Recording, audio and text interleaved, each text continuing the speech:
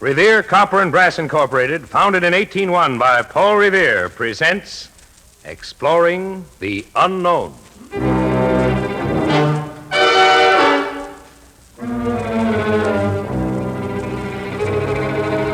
The place is a hospital.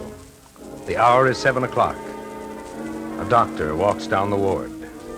He is going to fight insanity with a strange drug. Science exploring the unknown. Science at work, pushing forward the boundary between today and tomorrow, searching for knowledge that will shape your world of the future. Dramatic stories of science and industry.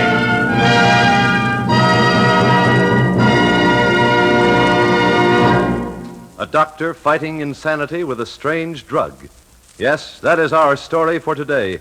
The story of science fighting to restore an insane mind to sanity with Insulin Shock.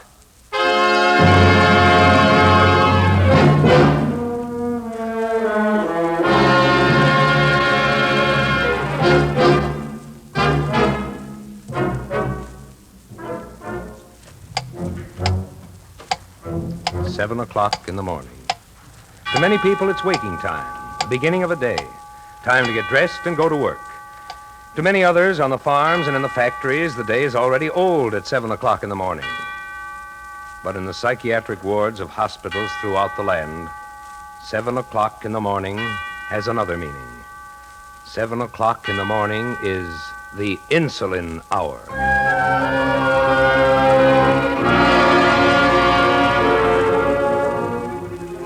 A long white corridor. White and spotlessly clean. It's the entrance to Ward B, the psychiatric ward of a large hospital.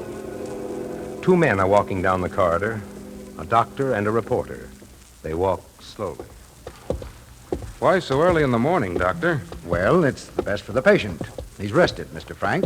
He's had a good night's sleep and no food. You mean he gets the insulin treatment on an empty stomach? Exactly. By the time we're through, you'll see why. Oh, this is the room, Mr. Frank. Before we go in, though, I'd like to ask a favor of you. Sure, what's on your mind? The patient is a young man of 22, college student. He's suffering from schizophrenia. Now, he's as fine-looking and as clean a boy as you'll find anywhere. I want your promise that his name will never be mentioned in your articles or by you anywhere. Okay. I'll just call him Mr. X. Peter X will be just as good. Peter X it is. Good morning, Doctor. Good morning, Miss Smith. Everything is ready, Doctor. Thank you. Well, how are you feeling, Peter? Fine. Just fine and dandy, Doc. Good. We're going to have some company this morning, Peter. Mr. Frank from the Chronicle. You mind? Well, not if you don't, sir. He's promised to keep all private matters strictly private, and he will. Well, then there's nothing to worry about, is there? Let's go, Doc. All right. Lie down on the table. Hey. Doctor, Yes, Mr. Frank? is he a... Oh, what, Mr. Frank? Well, maybe I'd better not say anything. The boy... Well, that's all right, sir. I know there's been something very wrong with me. But, Doctor, he seems to be... Well... Normal? Well, yes. Peter's been here for 10 weeks. Another treatment or two, and he'll be able to go home, back to his regular routine. Doc, is that a fact? You're not kidding, are you? I wouldn't kid you, Peter. All right, Miss Smith. Pulse, normal, 80. Hypodermic. 100 units of insulin, Doctor, is ordered. Right. Ready, Peter? Uh-huh. All right. Here goes. A hypodermic administered. The patient goes to sleep, slowly sinking into coma. Pulse rate 75. Patient sleepy. Pulse rate 70. Diminishing 68. Patient in light coma. Pulse diminishing 68. 65. 60. Patient is now in deep coma. What now, Doctor? Now, Mr. Frank? Nothing. We wait while Peter is traveling. Traveling? Yes, back to an earlier level of development where no man in his conscious mind can ever go.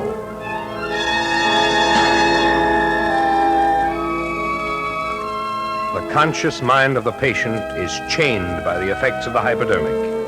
And schizophrenia, the most serious and baffling disease of psychiatry, is being attacked by a weapon of science, insulin shock. When they meet, there is civil war.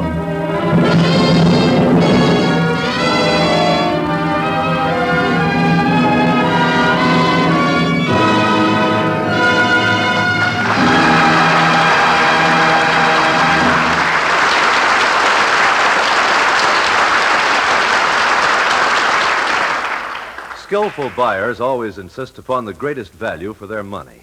And Revere is proud of its many and long friendships with the members of the National Association of Purchasing Agents. These gentlemen open their 31st Annual International Convention in Chicago tomorrow to discuss the challenges and opportunities they face during the coming year as materials become increasingly available. Revere pledges that it will do everything possible to fill their orders for fine metals. If your purchasing is indirect, as, for example, through a builder or contractor when you are building a home or repairing or modernizing your present one, it will pay you to do as purchasing agents do and insist on metals that will last as long as possible. Use copper sheet for flashing. Water pipes should be of copper or red brass, and water tanks of herculoy. If you try to save money by using cheaper metals, you run the risk that a single leak may cost you many times what you thought you were saving. Revere non-rusting metals for the home are supplied through Revere distributors in all parts of the country.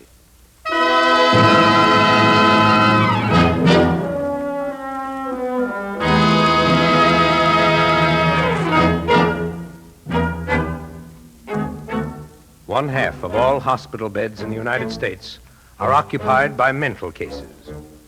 1/4 of all psychiatric cases admitted for treatment are diagnosed as schizophrenia. Schizophrenia, also known as dementia precox, a serious chronic mental disorder leading to delusions, hallucinations, and extreme states of tension and fear. The patient sleeps. The hypodermic injection of insulin has rendered the thought processes of the brain inactive. But within the brain, a battle is taking place. A battle as fierce and as relentless as the battle between life and death. It's a battle that science is working hard to understand. And while this is going on, the doctor waits, watches and waits, checking pulse, heart, respiration, reflexes. How did Peter come to this hospital? When did schizophrenia first hit him? What is his case history? About 3 months ago, Peter was an engineering student. He and his mother lived in a small house not far from the college. Late one night, Peter was in his room studying for an exam when his mother came in. She was very much upset. Peter, I saw the light under your door. Put those books away and go to bed. I can't, Mother. I've got an exam tomorrow. It's 2:00 in the morning, Peter. If you don't get more rest... Are you worrying again? I told you not to. I get enough rest. I feel fine. You don't look fine. And those headaches you've been complaining about. How long do you expect to keep this up? Going to school all day and then working at the soda fountain every night until 12 o'clock? Hardly eating anything? It's too much for one person. You can't... I'm not giving up that job, Mother. I'm not going to live off you. Peter, how can you say that? Mom, we've been all through it. You need every cent you've got. If I'd known how little Dad left you when he died, I'd have gone to work years ago. Now, please let me do what I think is right. But it isn't right. I still haven't. For yourself. Don't worry. Someday I'll be able to take care of you the way you deserve. And right now I've got some studying to do. Did you lock up downstairs? Yes. Why? I don't know. I thought I heard... Good night, Mother. Pleasant dreams.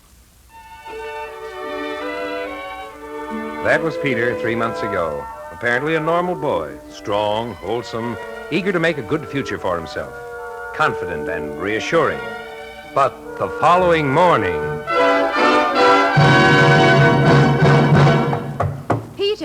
Peter, are you up? It's almost 9 o'clock. Peter, it's almost 9 o'clock. You'll be late for school. Oh, dear, that boy will sleep at the wrong time. Why, Peter, you are up. Why didn't you answer me? Why are you walking up and down like that and still in your pajamas? You'll be late for school. I'm not going. Not going? Professor Harkins, he told me not to come back. I'll never be an engineer. Professor Harkins? My math teacher. He ought to know. When did he tell you this? Last night. I heard him. After you left. After you went to bed. After I... Oh, Peter, you're still a baby. Don't you know when you've had a bad dream? No. Now get dressed and have some breakfast. You'll feel better. It wasn't a dream. Of course it was. I happen to know that math is your best subject at school. Professor Harkins was in this room. I spoke to him, and he spoke to me. It wasn't a dream. Now, Peter. You let him into the house. Why? Peter. You're on his side, aren't you?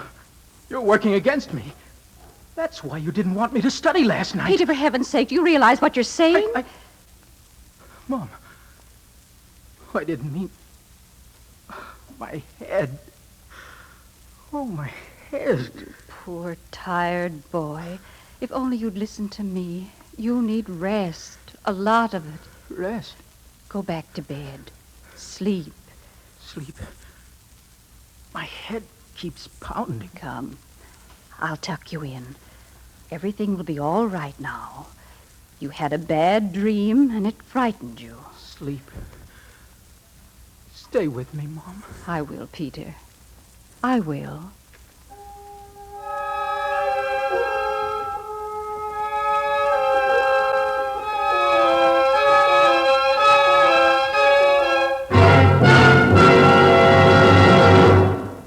There was schizophrenia, an acute onset with florid symptoms.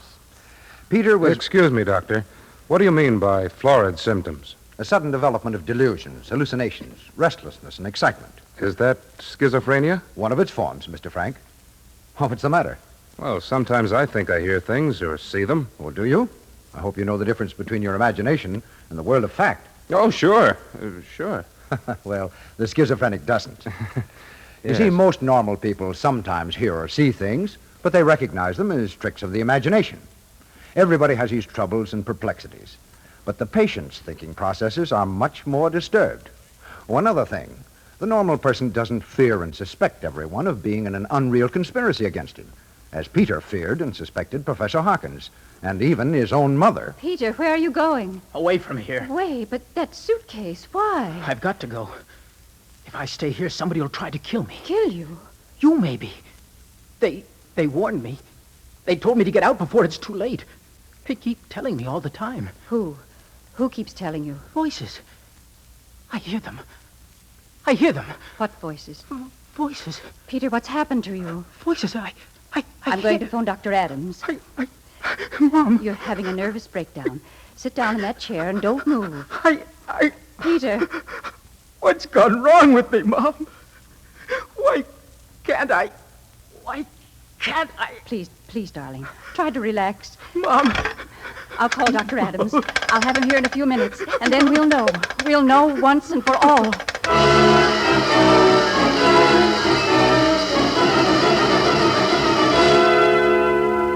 Here were additional symptoms of schizophrenia. Hounding, accusing voices that Peter heard. Voices that were in his mind, but that he heard as clearly as if they were the living voices of men. They advised him, warned him, directed him, and then there was the blocked mind. A mind that has a wall in front of it, that starts a thought but can't finish it, can't to save its life. I see. But this doesn't mean that all people who have trouble expressing themselves are schizophrenic, not by a long shot. The normal person who is slow or halting will eventually finish the thought he has started to express. The schizophrenic often won't, not even the simplest thought, because he can't. His mind is blocked. Well, what blocks it, Doctor? Well, to tell the truth, we don't exactly know. Some doctors think these patients have just sort of gotten snarled up in their own thoughts. Others believe, as I do, that there must be something physically wrong with the cells of the brain, or the brain as a whole. After the family doctor examined Peter, he urged Mrs. X to take him to a psychiatrist immediately.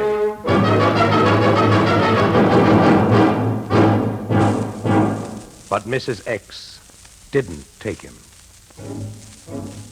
At a time when time was of the utmost importance, Mrs. X delayed 10 days. Then, as Peter's condition became worse, she brought him to the hospital. Hello, son. What's your name? Peter. Peter what? Peter. What's that over there? Over where? The wall. Oh, that? Well, that's a picture of a man, Van Gogh. I'll bet you've seen it 1,000 times. What's it doing here? Nothing, Peter. It's only a picture. It can't harm you. Come on, we'll touch it. That's a nice vase over there on the table. Yes, isn't it? I meant to have some flowers put in it this morning, but You read those papers on the desk, Doctor. Well, I try to, Peter. These are reports about some of the... It's time I went to school.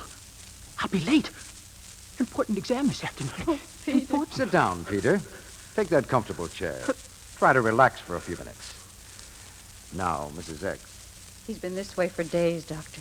Paying no attention to anyone, not even listening. His mind is wandering.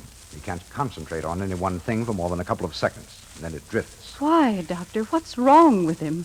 Well, he's a pretty sick boy, Mrs. X. Dr. Adams said it might be schizophrenia. Does that mean Peter is crazy? We never use that word, Mrs. X. But what else can it mean? It's a disease. And like most diseases, it can be treated medically. And there can be recovery. But people who are out of their heads never get better. They just don't, Doctor. I wouldn't say that, Mrs. X. Practical scientists have found a treatment for all sorts of mental diseases, including schizophrenia. And it's been used successfully in many cases with high percentages of success. What is that treatment? Insulin shock. Insulin. It's possible that Peter has diabetes. Do you think it might be only that? No, Mrs. X, it isn't that. Insulin is used for diabetes. But the dosage for diabetes is only a small amount of units per injection. For the treatment of schizophrenia, the dosage is much larger, and it's used in a very different way. Suppose he doesn't get it. Some cases might get better anyway. More grow progressively worse. If he is given the treatment, he will greatly improve his chances. I see. All right, Doctor. Can you give him a treatment now, or must I bring him back? I think it will be better for him to stay here, Mrs. X, until I discharge him. Leave him? Peter? How long? 5 to 10 weeks. For so long, Doctor? Yes, the treatments take time. All right. All right, Doctor. But please send him back as he used to be. Please, Doctor. Please.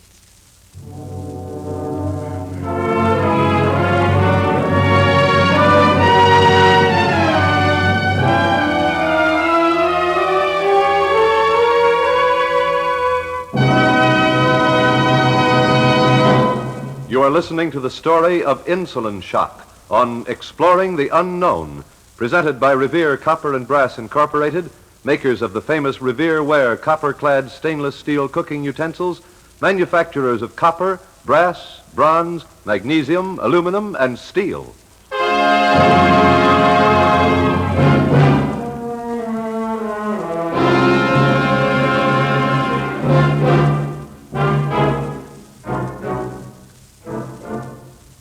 That was 10 weeks ago, Mr. Frank. Peter's been getting the insulin shock treatment regularly. And if you've seen, his improvement has been very satisfactory indeed. Yeah. But tell me, Doctor, what does the insulin do to bring about that improvement? Well, sir, the brain, unlike the other organs of the body, which require foodstuffs like sugar, fats, and protein, as I say, unlike the other organs, the brain lives on sugar and oxygen alone. Say, that's something. Now, when insulin is given in schizophrenic cases... It produces hypoglycemia, a blood sugar reduction. The treatment begins with a dosage of 20 units, and it's increased over a period of time, sometimes 2 or 3 weeks, to a dosage that will produce coma or shock. How high do those doses go, Doctor? Up to 200 units, or even more if necessary. At one time? Mm-hmm. And that gives the shock? Well, shock is hardly a good name for it, although we all use it. What actually happens is that the patient goes to sleep, into a coma.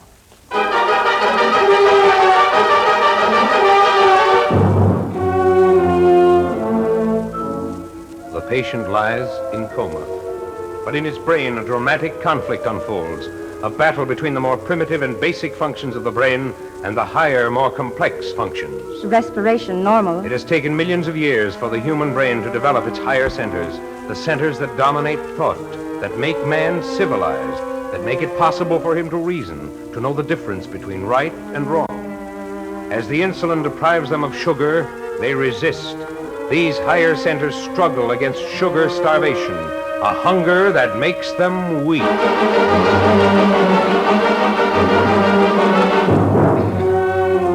As the higher centers of the brain become weaker, the lower centers emerge and take possession and control.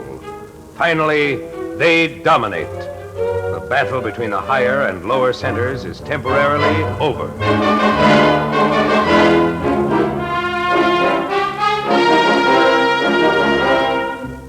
Checking reflexes, Doctor. Very good, Miss Smith. The battle is over, but only temporarily. In a few minutes, sugar will be poured into the patient. The higher centers of the brain will begin to stir again, will reawaken, and the battle will resume.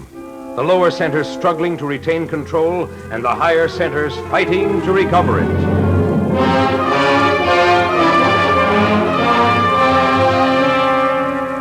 In this struggle, the lower centers don't have a chance. They can't overcome millions of years that have developed the higher centers.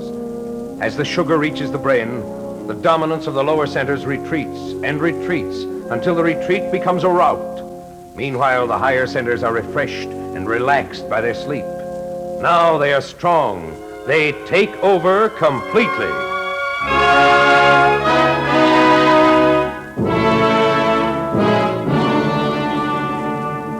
The entire brain benefits from this struggle, for with the victory of the higher centers, there is more organization, less tension. The patient is one step closer to recovery.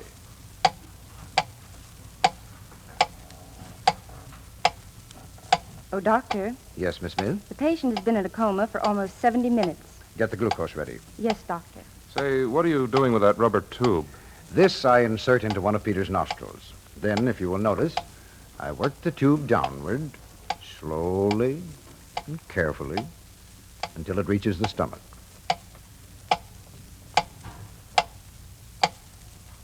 The glucose, Miss Smith. Here, Doctor. Now this, Mr. Frank, is nothing more than sugar and water. I pour it into the tube. You see now why the patient had to go without breakfast this morning. We could never have induced coma if he had raised his own blood sugar by eating before the treatment. Now, in a moment, Peter will begin his return to consciousness. But, Doctor, why is coma limited to 90 minutes? Beyond that point, it becomes dangerous. The brain cells deprived of sugar for too long may never recover. Now watch him, Mr. Frank, as he comes out of the coma.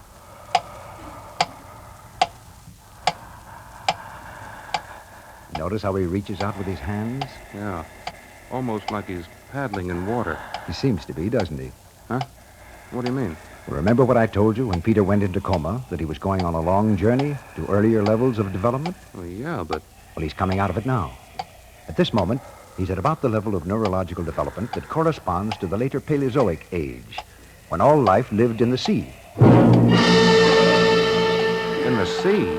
Doctor, don't tell me that Peter thinks he's a... Peter doesn't think he's anything, Mr. Frank. He just isn't thinking. All stages of man's development, from the most fundamental to the complex structure, are recorded in his brain, and each stage becomes manifest during this treatment. But this is fantastic. Isn't it? But then, the truth is always fantastic. Oh, look. Why is he making those clawing motions with his hands?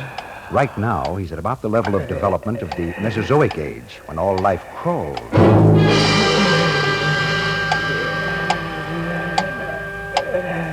Watch this, Mr. Frank. I touch his toes. You notice how they spread? Holy cat. Like a monkey's. And like a young baby's. Didn't you ever notice how a baby can spread his toes? Yeah, I sure did. I got one of my own. 6 months old, Look, and he... look. Here's another thing. I'll put my finger in the palm of Peter's hand. Hey, he's closing up on your finger just like my kid. Yes, just like any kid. That's a throwback to the ancient age of mammals, when our ancestors were supposed to have lived in trees, climbing and grabbing hold of branches. Now, don't be surprised if Peter utters some funny sounds at this point.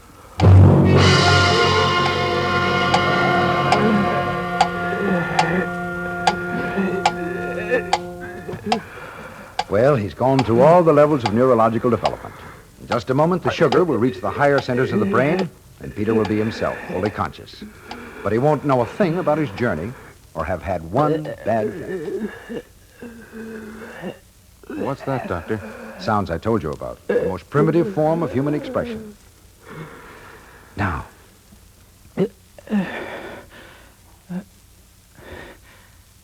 Hello, Doctor. Hello, Peter. How do you feel? Hungry. Well, in that case, we'll have to feed you, won't we? All right, Miss Smith. Take him back to the ward. Yes, Doctor. And see that he gets everything that's on the menu. What's on the menu? What would you like? Turkey with cranberry sauce.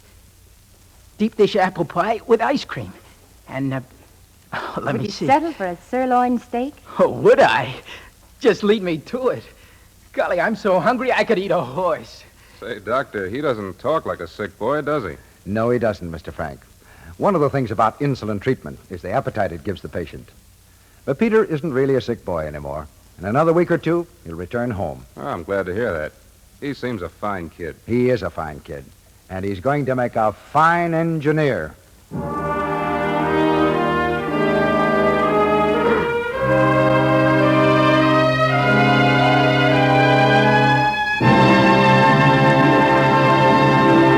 And now, Dr. Joseph Wirtis, the distinguished neuropsychiatrist of New York, who helped introduce insulin shock treatment to this country. Dr. Wirtis. I think that insulin sleep treatment would be a better name than insulin shock treatment, and it would not frighten so many people. The great discovery of the usefulness of insulin shock in the treatment of schizophrenia, sometimes called dementia praecox, the most common and most serious form of chronic mental disease, was made by Dr. Manfred Sackel, a young Polish refugee from Nazism, now in this country. Unfortunately, it is not a cure for schizophrenia, but it can produce freedom from symptoms for a long period of time if given in the first months or first year of the illness. It can often be usefully combined with electroshock treatment, to which it is closely related. If symptoms return, a second or third course of treatment can be given. In chronic cases of long years standing, it is seldom very helpful, though newer discoveries on the use of brain surgery seem more hopeful. In spite of this progress, schizophrenia remains one of the most baffling and important problems in all of medicine, but groups of psychiatrists everywhere are working hard to solve the mystery. The peacetime use of radioactive substances and atomic energy may speed the success of psychiatric research in exploring the unknown. Thank you, Dr. Wirtis.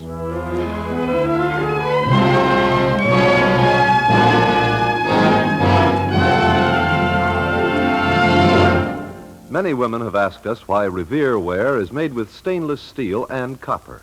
The answer is very simple. Everyone agrees that stainless steel is the best metal to use for ultra-cleanliness where food is concerned. It will not stain or pit, and it's very easy to clean. Stainless steel, however, does not conduct heat easily. So Revere engineers developed a process of putting a thick coating of copper on the bottom outside. As we all know, copper conducts heat quickly and evenly. And as a result, Revere brings you the utensil that is not only easier to clean, but also perfect to cook with. Revere ware is economical to use because with the thick copper bottom, you need a lower flame to cook food. You save money on fuel bills. You save money by your food shrinking less in cooking. Today, department, housewares, and hardware stores all over America have increasing supplies of these outstanding Revere ware cooking utensils. If you see them, you will want to buy them. Be sure to look for the Revere trademark on the heavy copper bottom. It is your guarantee that you're getting the original and finest copper-clad cooking utensil.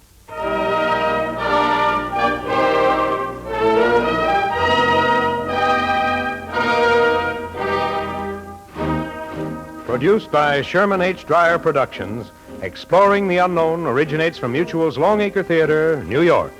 Next week, our guest will be Walter Abel, the popular star of stage and screen, in the incredible story of science against crime, the story of scientific crime detection. Be sure to listen next week to Walter Abel in Scientific Crime Detection. Donald Buca portrayed Peter X, and Melville Ruick played the part of the doctor in today's broadcast. Original music by Arden Cornwell. The orchestra conducted by Don Bryan. Script by Stedman Coles. This is the Mutual Broadcasting System.